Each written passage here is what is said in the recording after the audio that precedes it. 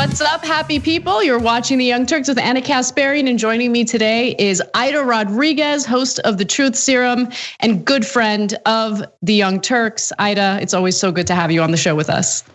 I'm glad to be back, and I wanted just to stop quick, just address some rumors quickly. I did not fall out with the Young Turks. That's not why I haven't been here. I've been really busy, and we are all good. We didn't have a fight or anything of the sort. So please stop putting those dumb comments on my Instagram. That's so funny. I've been I've been pretty much staying away from social media lately, and I've been really happy. So I haven't been coming across any of those rumors, but no, there's like this whole instigator ecosystem right now. And it's really infuriating because, like, I'll give you an example. Some of the lefty shows, like Sam Cedar's show, Majority Report, they take callers. And I've noticed that there's like this pattern of people like who watch all of the different shows, and they'll like call into Sam's show, for instance, and be like, "Did you hear what this host said?" And then they'll like, of course, mischaracterize what the host that they're talking about said, and then try to like instigate some sort of conflict.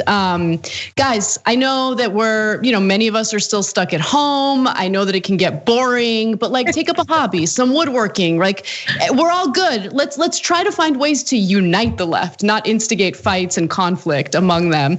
But anyway, Ida, as always, it's always so great to have you on. And we have a lot of stories to get to, including the latest from the Derek Chauvin trial. We'll play some video from the trial today.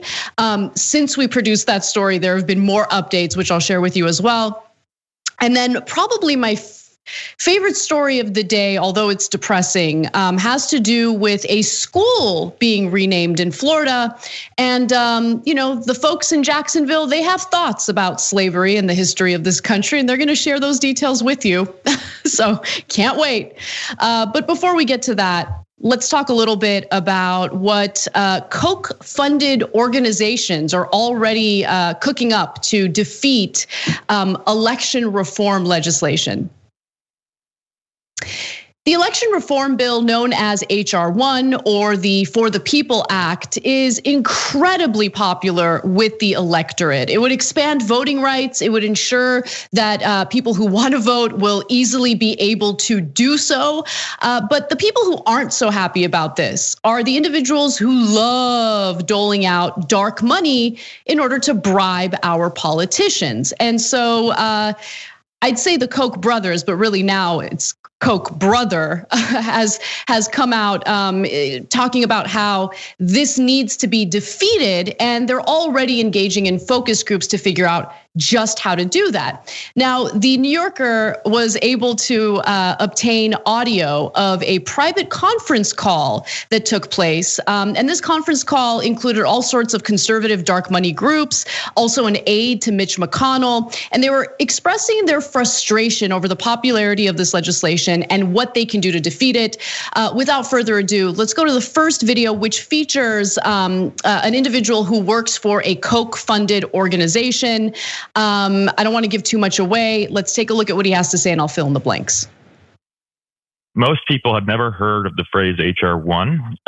So over 60% of people just had no idea what we were talking about when we said, "Have you ever heard of HR 1? However, when presented with a very neutral description of HR 1, people were generally supportive. And the most worrisome part, which Grover mentioned at the very beginning of his presentation, is that conservatives were actually as supportive as the general public was when they read the neutral description of HR 1. And so, as I have here in my don't slide, this isn't just a matter of like finding conservatives and then activating them on this in a public way. There's a very large chunk of conservatives who are supportive of these types of efforts.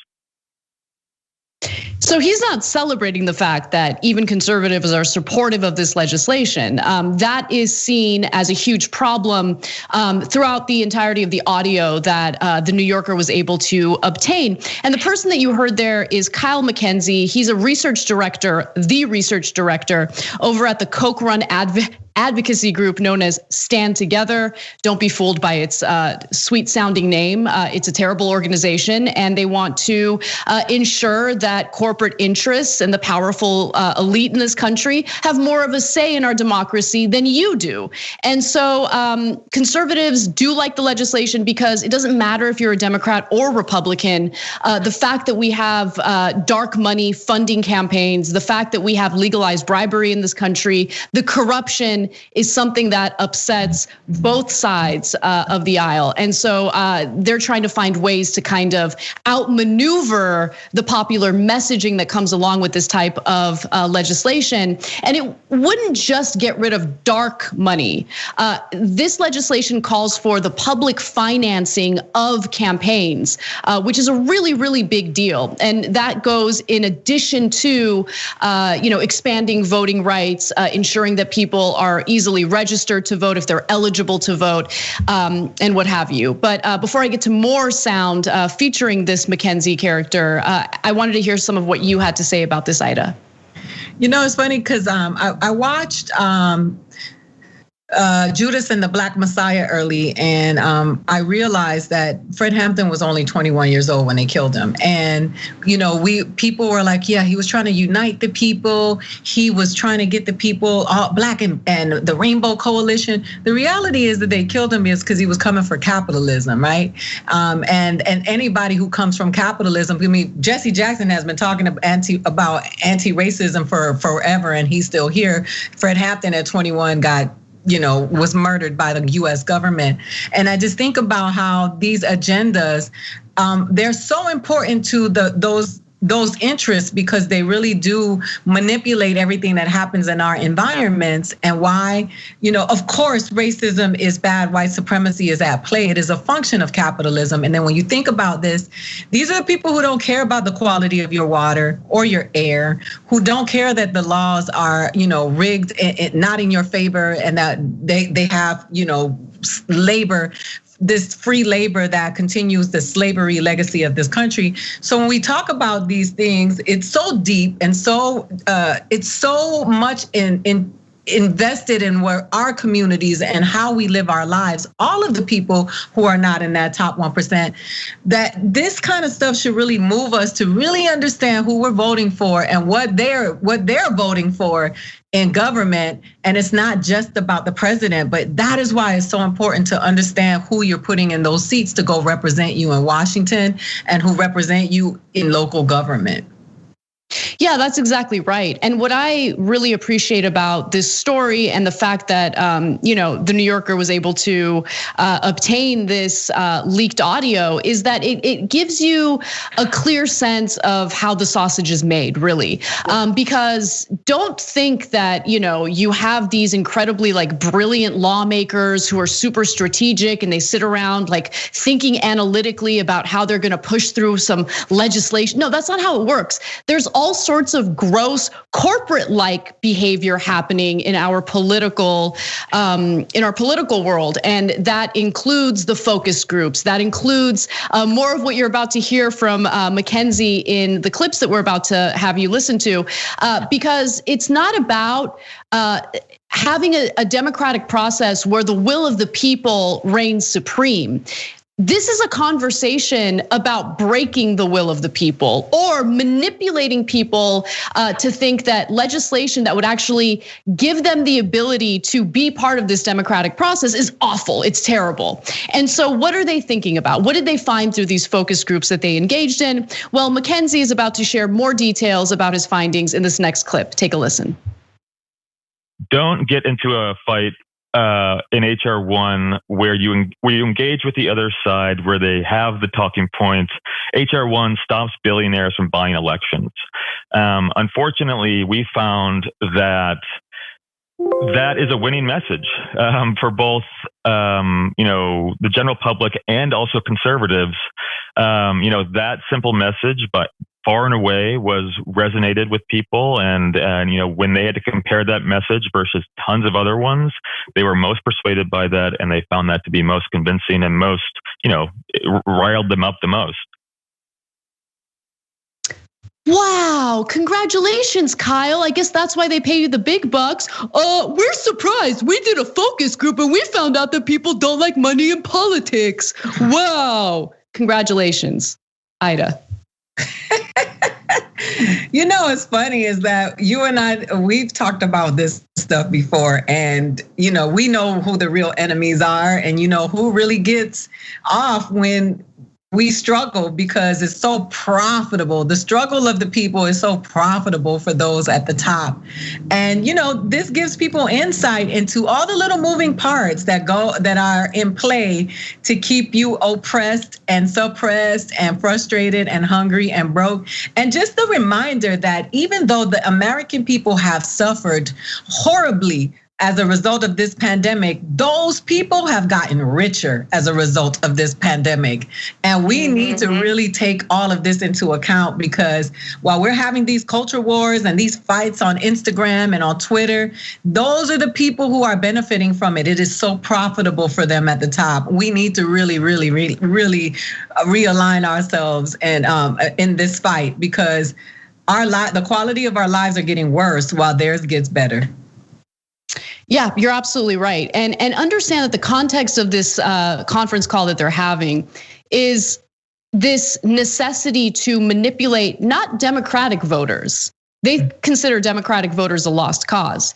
They're having a conversation about manipulating conservative voters specifically. That's what this is about. So what were more of the findings from this focus group? Let's take a listen. Perhaps most sadly, on the don'ts column here, the last number 5, and this is a major reason we undertook this research, was just to simply test whether the phrase cancel culture could be attached to HR 1, and using that to motivate the right would be helpful. Unfortunately, at least in our max diff exercise, where we had messages against other messages, this concept of cancel culture didn't really resonate with people. So our phrase was something very akin to HR 1 is the left's attempt to use cancel culture to cancel conservatives, something like that. And it really ranked in the bottom. Dude, political corruption has its, I don't want to sound too optimistic because I'm not, but political corruption, I feel, has its days numbered, because again, we're talking about conservatives here, right? And conservatives have been propagandized by GOP lawmakers regarding cancel culture endlessly, and they're not buying it. I mean, they believe that cancel culture is a problem, right? But they aren't buying it in the context of dark money or money in politics, corrupting politicians, bribery that essentially takes us out of the equation as individual voters, really.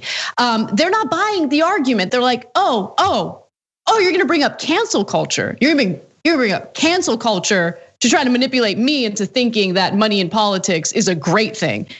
No, not buying it, right? So I love that, because it also, to me, reveals that even conservative voters seem to be increasingly aware of class as opposed to other identifying characteristics, right? So rather than see their billionaire conservatives as their homies, they're like, they're not like me.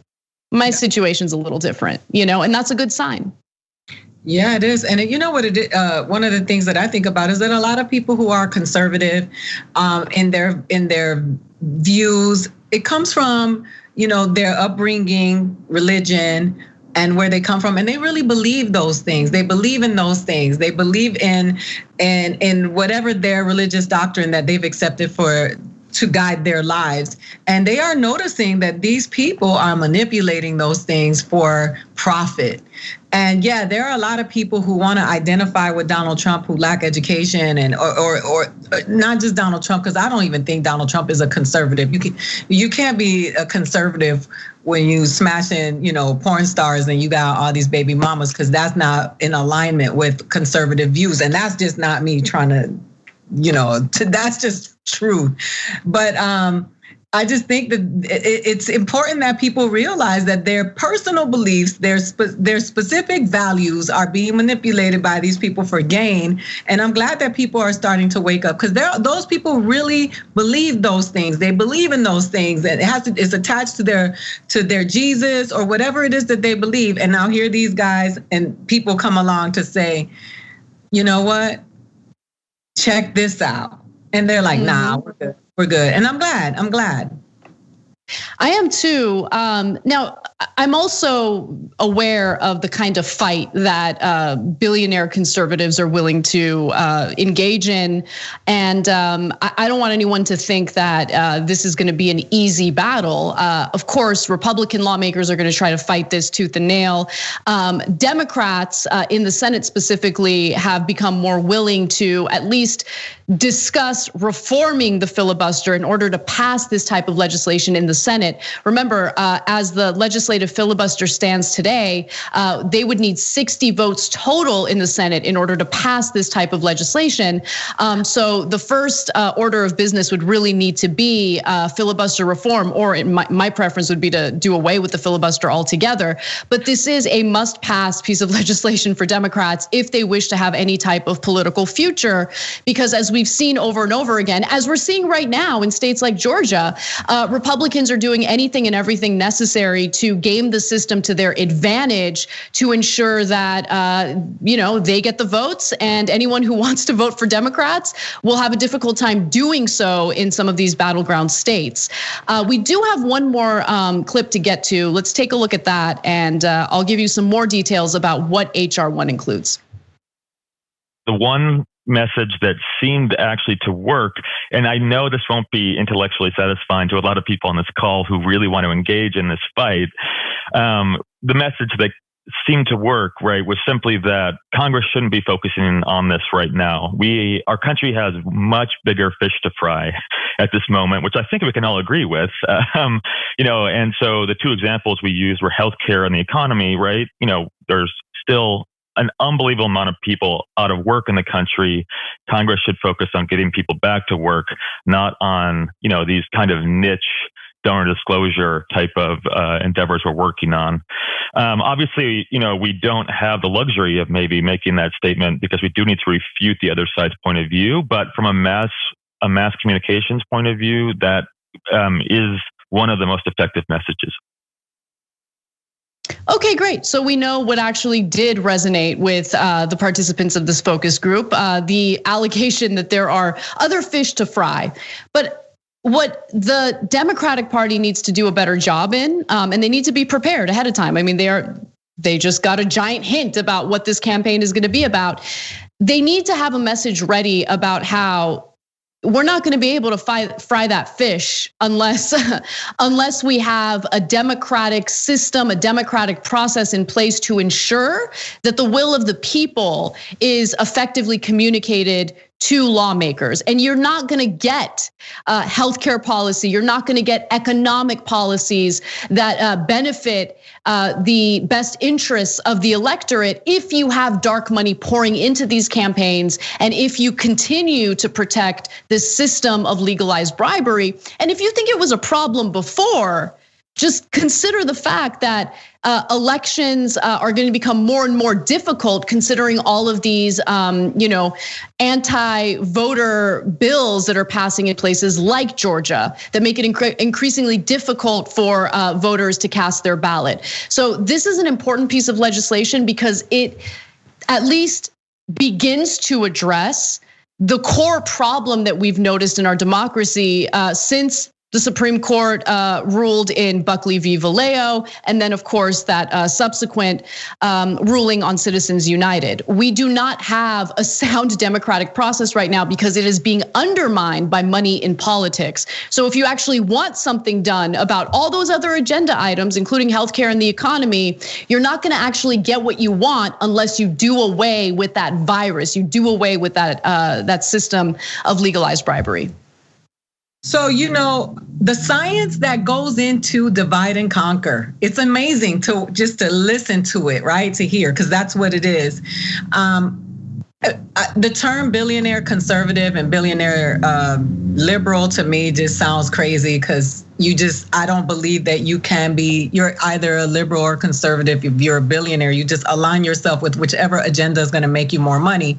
Because I just think that being able to sit on that much money, knowing all of the problems of the world, has to speak to a certain type of psyche.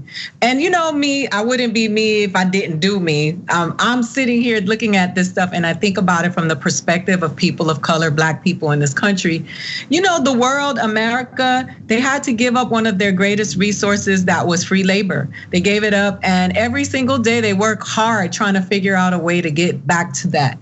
And that prison industrial complex, and it just sounds like a bunch of bitter, rich white people that are in their fields because they don't have an opportunity to exploit the American people in a way that makes them money, so that they can continue passing that money on to their children and their children's children while our children starve and get shot in the street. So I just think that when I hear these stories and I hear this kind of stuff and I read about this kind of stuff, just sounds like a great temper tantrum for people who are sitting fat based on the work of hundreds of years of people that were kidnapped. And now they're like, how do we do this again? And people think it's extreme and they think I'm a conspiracy theorist. But if you don't look at the way that America is running right now and how it's trying to work its way back into slavery, and that the American people have always been a casualty of this toxic capitalism, I don't know what else to tell you, man. This sounds gross and disgusting. And the fact that he's so monotone and having this conversation lets you know that is just robotic and scientific and it's economic. What is not is moral. It is not humane. It is not rooted in anything that has compassion or empathy for the people of this country. It is all based on manipulation. And we need to really be awake because it's just happening before our very own eyes. Absolutely. Absolutely. The manipulation is just part and parcel of what this whole conversation is about. And just to remind you all, I really want to drive this point home. This is an incredibly important piece of legislation. It must pass. The New York Times called it the most substantial expansion of voting rights in a half a century. It would transform the way Americans vote by mandating automatic national voter registration, expanding vote by mail, and transferring basically it would prevent Republicans from being able to draw districts or gerrymander the way that they've been doing. And that's incredibly important. It would take that power out of parties and have actual nonpartisan experts make decisions about how districts should be drawn. And that's important as well. So we'll stay on this story, give you guys more details as we learn where the legislation is in the process, but don't be fooled by the nonsense coming from these disgusting billionaire grifters who are, dude, Charles Koch, he's like 110 years old. Like, let it go, go enjoy your wealth, leave us alone, okay? Stop trying to destroy what little we have left of our democratic process. For now, though, we gotta take a break, and when we come back, we have some updates on the coronavirus situation in Florida, a state that was applauded for doing so well. But are their numbers accurate? We'll give you the details on that and more. We need to talk about a relatively new show called the Republic, or UNFTR. As a Young Turks fan, you already know that the government, the media, and corporations are constantly peddling lies that serve the interests of the rich and powerful. But now there's a podcast dedicated to unraveling those lies, debunking the conventional wisdom. In each episode of the Republic, or UNFTR, the host delves into a different historical episode or topic that's generally misunderstood or purposely obfuscated by the so-called powers that be. Featuring in-depth research, razor-sharp commentary, and just the right amount of vulgarity, the UNFTR podcast takes a sledgehammer to what you thought you knew about some of the nation's most sacred historical cows. But don't just take my word for it. The New York Times described UNFTR as consistently compelling and educational, aiming to challenge conventional wisdom and upend the historical narratives that were taught in school. For as the great philosopher Yoda once put it, "You must unlearn what you have learned." And that's true whether you're in Jedi training or you're uprooting and exposing all the propaganda and disinformation you've been fed over the course of your lifetime. So search for UNFDR in your podcast app today and get ready to get informed, angered, and entertained all at the same time.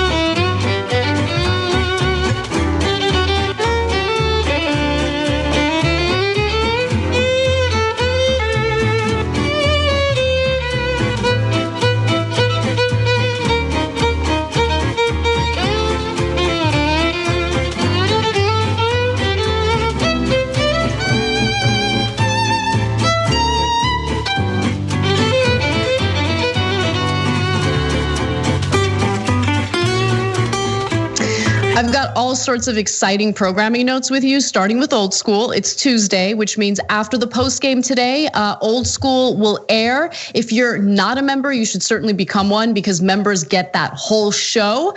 If you're not a member, you get like a little tasty taste, right? Just a little, this is delicious, but I want more. How can I get more? Become a member. One of the easiest ways to do that is through our YouTube channel. And special thanks to all of our YouTube members for helping to make this show happen and for supporting us. Let's also talk a little bit about what you can look forward to on the conversation, because as we've been talking about on the show lately, you have the state of Georgia, unfortunately passing some disgusting and backwards voting laws in order to prevent specifically Black voters from being able to cast their ballot. And on the conversation this week, we're gonna have Representative Park Cannon, who's gonna talk to Dr. Rashad Ritchie about that legislation and what can be done moving forward to kind of mitigate the damage that'll be done to our democratic process as a result. This is super exciting because Representative Cannon is giving us an exclusive interview.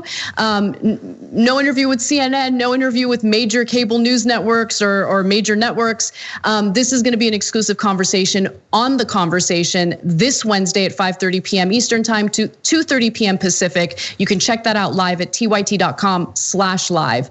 And also, we've been nominated for a Shorty Award and voting is gonna end really soon. It ends tomorrow. Please help get TYT an award for its election coverage in the Shorty Awards section for Best in Live Event Coverage. You can go to tyt.com/shorties to learn more about how you can vote. And again, you can vote once a day until Wednesday, March 31st, but that's tomorrow. So try to vote today, and please support us because we'd love to win an award for all that hard work we put in for the election coverage.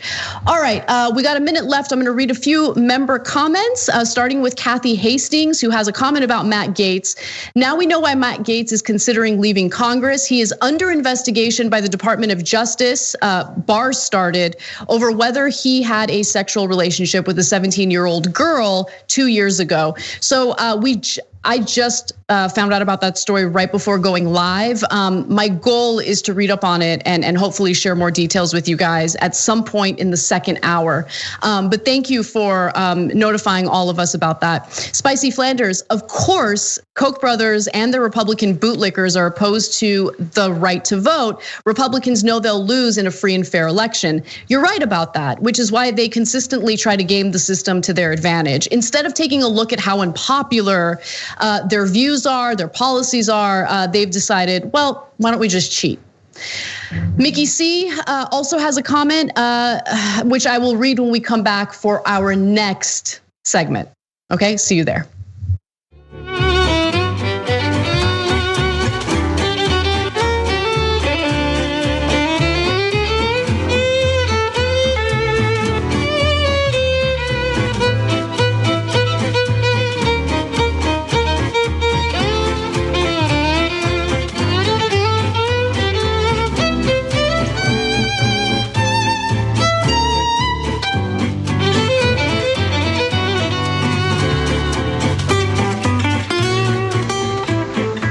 Welcome back to TYT. Anna Kasparian, Ida Rodriguez with you. And I want to read a quick member comment from Mickey C, who says, in response to the last story we covered, other fish to fry, there are 20 committees in the House, countless subcommittees, working on a lot of different policies at once is the norm, not working on just one at a time. And you're right, that's a really great point.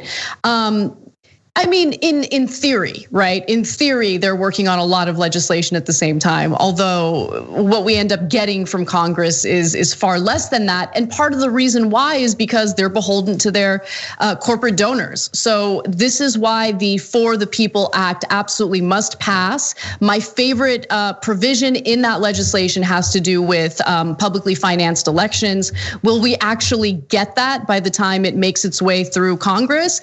Probably not. But if we can do something to mitigate the flow of dark money and money in politics, I think that it would be tremendously helpful in empowering the voices of actual individual voters as opposed to corporate interests.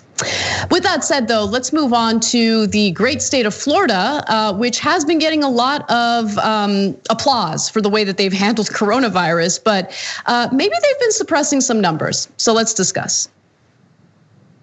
A new study seems to confirm what many have already suspected regarding the number of coronavirus deaths in the state of Florida. Now, Florida, under the leadership of Governor DeSantis, was one of the first states to open things up and just go back to normal as if we're not dealing with a global pandemic. And what was interesting was, fairly recently there were comparative analyses done, showing how California fared compared to Florida. Florida opened everything up. California at the time had still shut everything down. But the numbers of coronavirus cases and deaths seemed pretty comparable. So what was going on there? Well, it turns out that some researchers argue that the way officials in Florida count coronavirus deaths is a little skewed in a favorable direction for DeSantis, and I'll explain how. Researchers came to that conclusion by comparing the number of estimated deaths for a 6-month period in 2020, that was from March to September of last year, to the actual number of deaths that occurred, a figure known as excess deaths because they exceed the estimate. There were 400,000 excess deaths known, or excess deaths across the United States in 2020, okay? So when you look at Florida specifically, the researchers say 4,924 excess deaths should have been counted as resulting from COVID-19, but for the most part, they were ruled as having been caused by something else, thus lowering Florida's coronavirus fatality count. That's possible because people who die from COVID-19 often have comorbidities such as diabetes and asthma.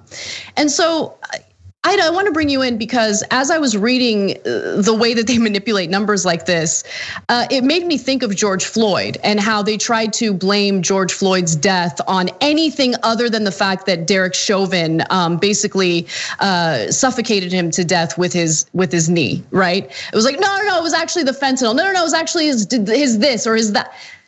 But in the case of corona, obviously that's BS, right? But in the case of coronavirus, I would argue that it's also BS. I don't know. What do you think? And I think you're muted. Oh, I was like, first of all, you mean Florida manipulating numbers? No. The whole election, I think that enough is enough. The ridiculousness with the people, Florida had and Georgia and Texas these officials have been having a field day with this coronavirus and their approach. And meanwhile, the people who are dying are the ones that don't have access to the healthcare that they have access to, or any of the information and the stuff that they have access to. I think that I truly, wholeheartedly believe that they've been manipulating numbers. They've been throwing that in our faces because the people who are dying are people who belong to groups that don't really matter to these people. So Yeah, they probably have been manipulating numbers, because why is it that everybody else has been devastated by this virus, but then places that have high concentration, a high concentration of people who don't believe it's real? Of course, all of it goes into play together. You have a whole bunch of people who don't think that this is real to this day, people who you're still hearing about fighting about wearing a mask, people who want to continue to have spring break events and parties no matter who's at risk. And then the people who are dying are older people, Black and brown people, poor people, people in marginalized situations. So of course that it's very possible that they are manipulating the numbers, because as usual in America, those people don't matter. Yeah, I mean, you make a really great point. Florida is the second state in terms of elderly population. And so I tend to forget about that, because when I think of Florida, of course, I think of like South Florida, where I visit my in-laws. Right. But Florida has a giant, retired community. And as we know, coronavirus is far more likely to be lethal for elderly individuals. And so, there's also this issue, and it's not just about Florida. I mean, you'll notice this throughout the country, where depending on where you are, the health officials will decide whether or not to count the death as a coronavirus death, or to consider the death as something that was caused by the comorbidity. Now, to be sure, all of the patients we're talking about had coronavirus. It's just that the way that they're recorded really depends on how the health official decides to list them. Is it COVID, or is it because of heart disease, right? They might not have died from a heart attack, but depending on their own discretion, the health officials' discretion, they'll decide if it's COVID or if it's some heart issue. Mm-hmm. And so, as Daniel Weinberger from Yale mentions in this Yahoo News report, some states classify a death as due to COVID if a positive molecular test was obtained, while other states allow the death to be classified as due to COVID if there is a suspicion that it was caused by COVID, even without a molecular test. Mm-hmm. So, I mean, there's just no uniformity across the country. And I think that stems from the fact that we never really had a robust, centralized approach to combating this virus. I mean, come on. Of course, we get hit with a global pandemic during the Trump administration. I mean, it couldn't have been any other way, right? And there is one other statistic that I want to share with you all, because I do think it's relevant. Because excess deaths were at 21% nationwide for 2020, and that's according to CDC figures. Florida saw a 15.5% rate of excess deaths for the period that was studied. California's excess death rate was also 15%, despite that state's governor, Gavin Newsom, having enacted much more stringent restrictions than did DeSantis in Florida. So obviously the difference in excess deaths between California and Florida is notable, and you should keep that in mind. But it goes beyond government policy, state government policy. I think it also has to do with whether or not people are willing to follow through with social distancing guidelines and things like that. So Newsom having strict rules didn't necessarily stop some of these massive warehouse parties that were broken up by cops, when COVID cases were spiking more recently. But I do think that it's fascinating and should be investigated further that Florida somehow miraculously seemed to not follow any social distancing guidelines beginning in August of 2020, and somehow their numbers are lower, much lower than some of the states that had strict shutdown measures. So we'll see how this goes, but don't think I forgot about the fact that DeSantis got one of their data scientists fired because she was accurately reporting data regarding coronavirus cases and deaths. So do I think that there's a pretty big possibility that they're suppressing numbers, or at least manipulating numbers? Yes, but I would also caution you about this one study, because based on their comparative analysis, it doesn't really seem like the number of excess deaths in Florida versus California is that big of a deal. Really, there's no difference. All right. Well, let's move on to a story that needs to be talked about. It has to do with the coronavirus vaccine.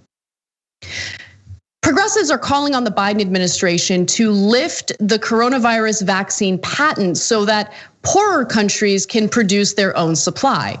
Now, let me be clear about something before I give you more details in this story. This is not a conversation about rich countries handing over their doses of the vaccine. This is a discussion about lifting, at least temporarily lifting, patents so that these pharmaceutical companies share the technology, share the research necessary to produce the vaccine in some of these countries that have been unable to obtain even a single dose of the vaccine for their own people. So for months, the United States has joined Canada, the United Kingdom, and several other rich countries in blocking the patent waiver proposed first introduced at the World Trade Organization last year by South Africa and India. So South Africa and India are really leading the charge in trying to, get access to the information necessary to produce these vaccines. Now, two companies, AstraZeneca and Novarix have allowed manufacturers in India, Japan, and South Korea to produce their vaccines under voluntary licensing agreements. But the WTO, which supports India and South Africa's waiver request, argues the terms of that voluntary license scheme being offered by some patent holders are not sufficient to address the current pandemic. And so the calls by progressives for Biden to do something about this continue to grow louder, and that's a good thing. So you have Representatives Rosa DeLauro, Jan Schakowsky, Bernie Sanders, of course, and dozens of other US members of Congress joining forces with 400 grassroots advocacy organizations in urging Biden to end US opposition to this waiver, which proponents say is necessary to distribute sufficient vaccine doses to developing countries. And Biden's thinking about it. So maybe he needs a little more of a push.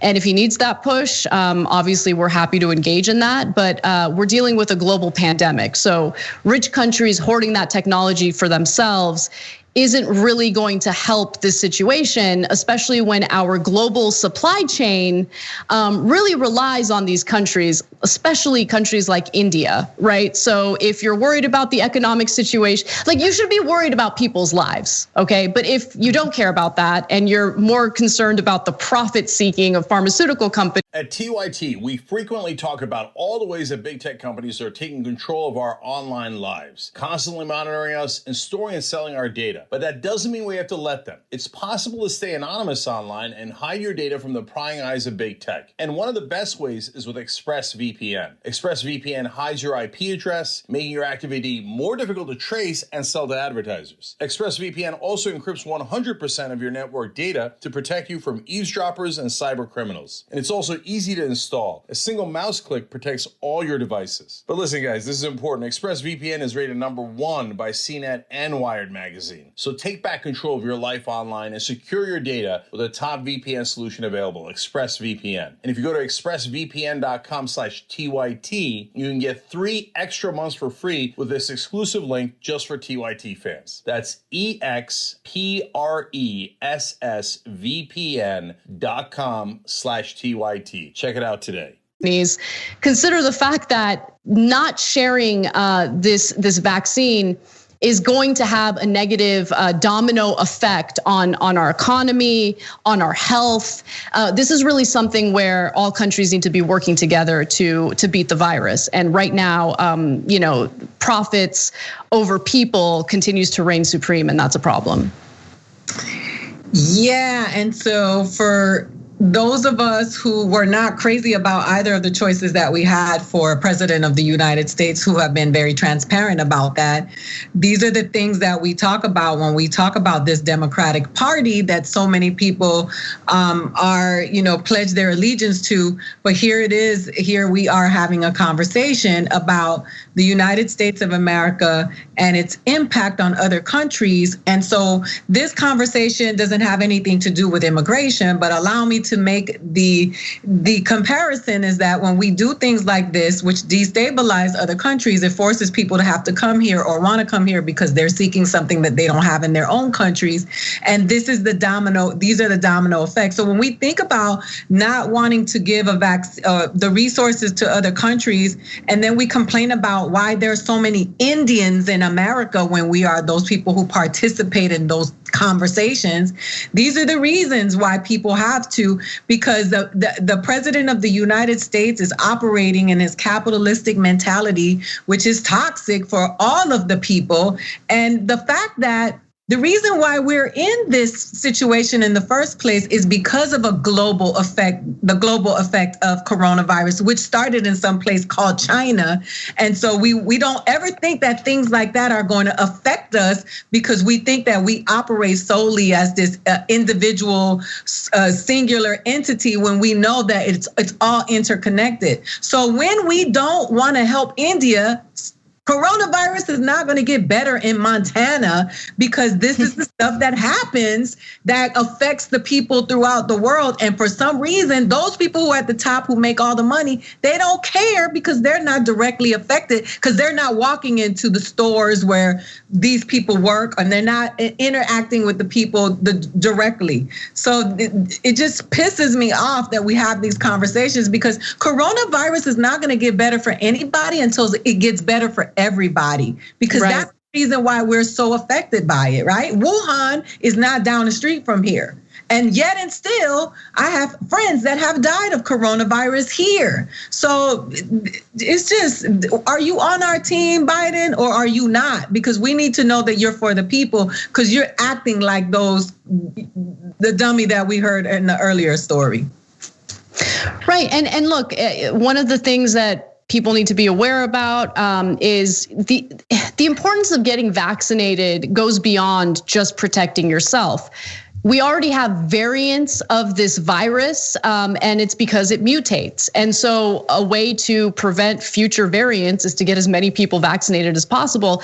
What if in the future there's a variant that's not responsive to the vaccine? That could happen. It hasn't happened yet as far as we know, but that could happen. It is in everyone's interest. It is in the economy's interest, if that's literally all you care about, to ensure that we share these resources across the globe, including with the global South. And so hopefully Biden does the right thing here. But overwhelmingly, my feelings are, considering how this is a human rights thing, a human rights issue, pharmaceutical drugs should not be a commodity. It should be something that's owned by the people. It's already partially financed by the people. It's just that they then turn around, they price gouge us after we help with their research and development. But nonetheless, this is an important story. Please keep your eye on it, as we will, and we'll definitely update you as we learn more. We got to take a quick break though. When we come back, what are your thoughts on a potential vaccine passport? I'll tell you what conservatives think, and hopefully you disagree with them. We'll be right back.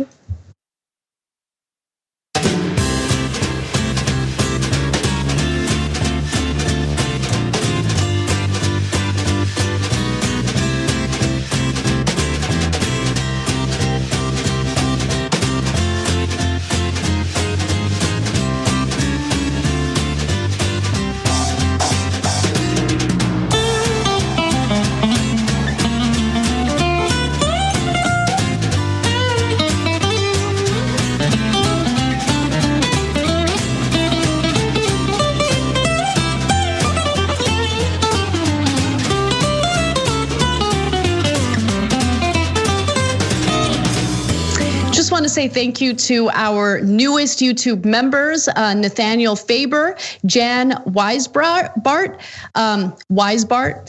Joel Cruz, William Thames Jr., and Cheerful Boot 30. Thank you so much for supporting the show and becoming members. We really, really appreciate it. And make sure you check out Old School tonight. Since you guys are members, you get to watch the whole episode of Old School uninterrupted. And I know you're gonna love it. I believe this week it's with Cenk Uygur and Adrian Lawrence. So make sure you check that out. Moving over to our super chat section, we have YT Prenude, okay, comment about dark money. Money in politics discredits the free market. I mean, we know the free market is BS. Like the biggest proponents of the free market manipulate it all the time. I mean, if free market individuals would not be in favor of the Fed pumping free money into banks and corporations. Free market individuals would not want money in politics where you get to game the system to your advantage. Anyway, thank you for that comment. I agree with you. Lars Nielsen says, good news when it comes to workers' rights. Oh, this is good news. I read this in the Financial Times today. Volvo Cars will give all their employees around $50,000, 25 weeks paid parental leave. And that affects both men and women, which I'm excited about. Hopefully more companies will follow. Yes, that is a good news story. Thank you for reminding me about it. Peter Hamby says, DeSantis attacks scientists, even rating one to hide the real numbers of COVID deaths. It's all to kiss Trump's tushy. I like the emoji there. That's how Republicans govern. I agree with you. Brian Bowers says, Matt Gaetz under investigation for sexual relationship with 17-year-old. Yes, we are going to give you the details on that story after we come back from our first hour break. I need some time to actually read it so I can give you guys details. In our Twitch sub section, we have EK Greens who gifted 5 subs. The Real Blue Tech gifted 5 subs and 1,000 bits. Man, I have a little bit of Twitch FOMO. You know, I got a little intimidated after I was blocked from the chat because people thought I was an imposter. But I'll make an appearance again. I love Twitch. Ruggedly Handsome gifted 5 subs. Silver Zen 9 months tier 1 with the comment, hey TYT staff, can you hold on to this for me? It's really heavy and full of important stuff. Sure, I don't know what that means, but okay. Simp Daddy Kane, 11 months tier 1 with Cenk is my hero. I wish Cenk was here to actually hear that because you guys have been giving me a lot of love and I feel kind of bad. Because share it with Cenk too. Goner in Paradise, 9 months prime with the comment, happy 9 months on Twitch. Love to see Anna and Ida. I love it too. I love hosting with Ida. And I gave us a nickname. I said that somebody was like, bring the smoke to Anna's salt. And I was like, just call us Smoke and Salt. Oh, I like it. That's a good restaurant name. Anyway, we got to get back to the show. Let's do it.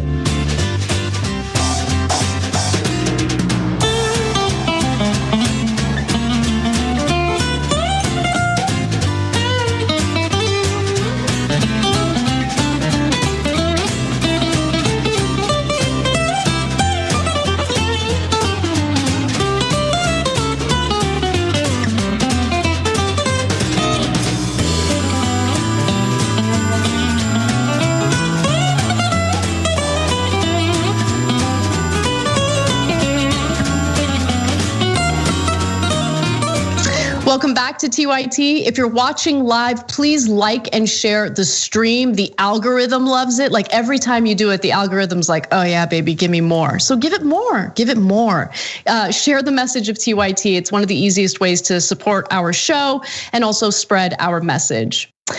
Now let's get to the notion of vaccine passports and how conservatives are terrified of it because they're mostly just driven by fear. A new Biden administration initiative might soon require the American public to carry around what they're referring to as vaccine passports. Now, of course, we're dealing with a global pandemic. This is an incredibly contagious virus.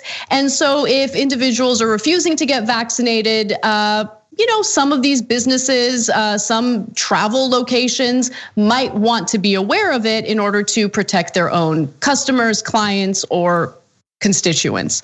And so this vaccine passport would, of course, prove that you've been vaccinated against the coronavirus. However, the initiative is going to be used and is already being used as a culture war symbol by right-wing grifters like Marjorie Taylor Greene. Let's hear what she has to say about it. They want you to be required to have something called a COVID passport. And this would mandate your ability to be able to travel, your ability to be able to go to events, your ability to be able to buy and sell. And I asked the question earlier today, is this something like Biden's mark of the beast? Because that is really disturbing and not good. Oh, if you're going to come into the football game or the baseball game or the concert, you need your vaccine passport because we're trying to do a good job to keep everyone safe. This is what the Biden administration is trying to talk to these private companies into doing.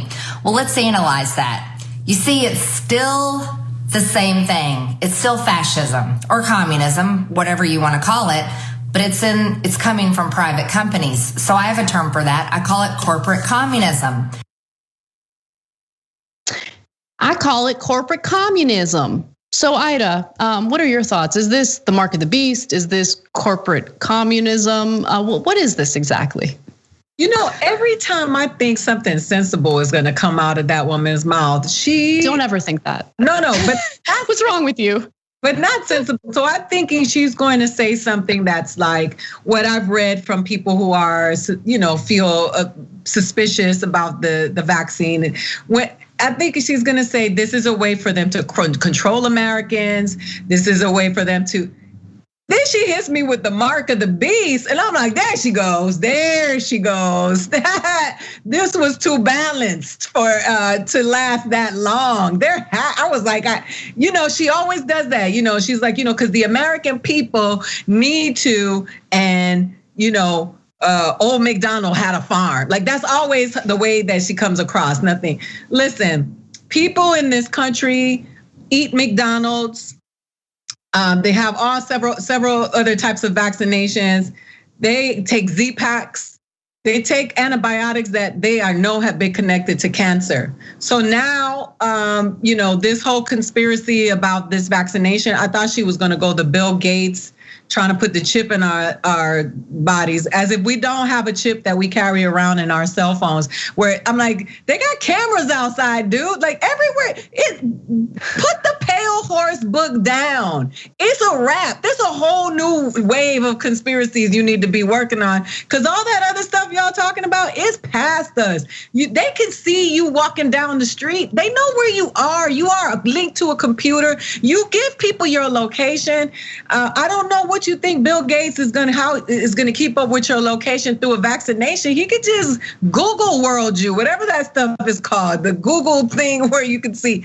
I just think that you said it at the beginning of the story. They're driven by fear, and that's insulting to the people who are the constituents of these clowns, right? That constantly it's never through science, intellect, information. It's like, because they coming to get you and they're going to set us all on fire. It's always something that is, and it's preying on the people who are ignorant, who are the uneducated, the poor, the people who don't have time to research all this stuff because they're too busy working in factories that's who they're preying on. They have a specific target market. And that's why I have a problem with it, because that right there, that was very specific to the Bible and the Revelations.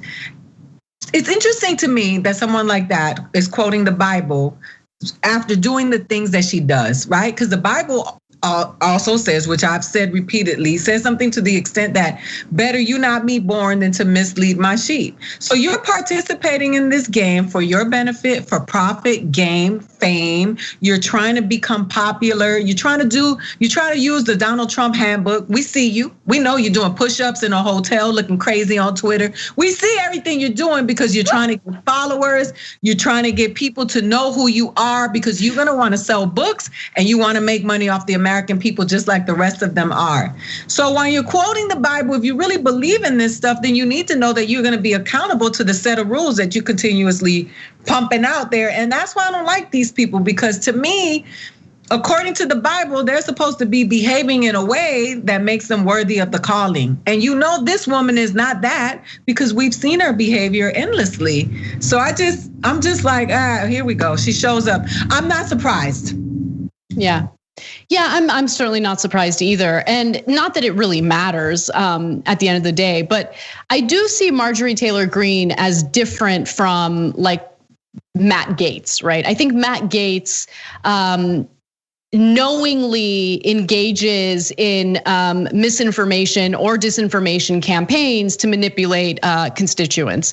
Marjorie Taylor Greene is just not a very smart person, right? So I think that the conspiracy theories that she puts out there are things that she actually genuinely believes, right? And I think that's certainly a problem when we're dealing with a pandemic that is incredibly contagious. And more importantly, if you're going to be going to public events, right? Whether it's a sporting event or a concert, and you're going to be around a big group of people, understand that, when you're not vaccinated and you might be a non-symptomatic carrier of that virus, you might be in close contact with someone who, because of their health condition, is unable to get the vaccine. So you're putting innocent people's lives in danger simply because you've decided that you don't want to carry these papers with you. And by the way, that's the one other thing I want to know, and I think this is important, if there are going to be exceptions made for people who have immunity issues, and are unable because of pre-existing conditions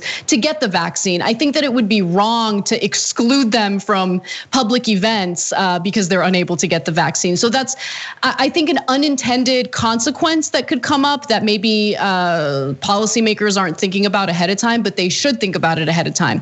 But for those of us who are healthy and are able to get the vaccine, listen, if you don't want to get the vaccine, do you, boo? But understand that there are consequences for actions that, we either engage in or refuse to engage in. And in this case, you don't get to go to a crowded place depending on how this is carried out, you might not be able to travel to any country you want. You might not be able to go to certain events if you've decided that you're going to,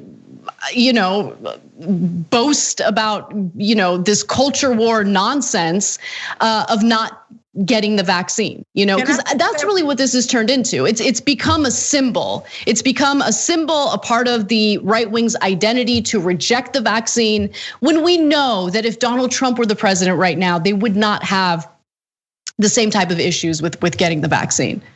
I just want to say quickly that I went to Hawaii for work last month, and Hawaii made us get tested before we got there. We had a QR code. When you go to a restaurant in Hawaii, you have to fill out a contact tracing form. And I think, and that's not out of the country, that is Hawaii, right? You can't go there. They will not allow it, or they will make you quarantine for 14 days. And I'm thinking to myself, their numbers are very low there. They have a grasp on what's going on in Hawaii. But I just think it's interesting that these privileged white people who are always having these tantrums are okay with everybody carrying papers except them. Carry your papers. Yes. Okay, Ida, we got to end on that, because that's the perfect point. I'm going to read you Justin Amash's tweet. He says, no vaccine passport. It doesn't get much more dystopian than being required to show your health papers wherever you go.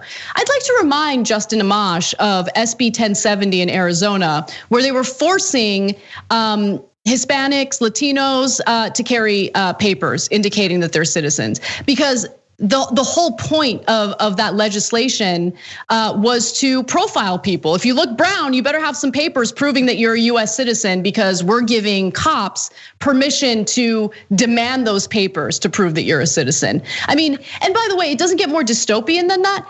It doesn't get more dystopian than vaccine documentation. I would argue one of the largest employers in the United States reducing its employees to defecating in bags bags because they give them such overwhelming quotas is a bit more dystopian, okay? And of course, I'm talking about Amazon here, and the fact that its drivers are literally reduced to urinating in bottles and defecating in bags in their vehicles because they can't afford to waste any time going to the bathroom due to their heavy workload. That's, I would argue, a lot more dystopian, but Amash doesn't seem to have a problem with that. So anyway, we got to take a break. When we come back, we do have a breaking news story about Matt Gaetz. We'll give you the details on what he's being investigated for by the Department of Justice. And we'll also fill you in on the latest from Derek Chauvin's trial. Come right back. Thanks for listening to the full episode of The Young Turks. Support our work, listen ad-free, access members-only bonus content, and more by subscribing to Apple Podcasts at apple.co/TYT. I'm your host, Cenk Uygur, and I'll see you soon.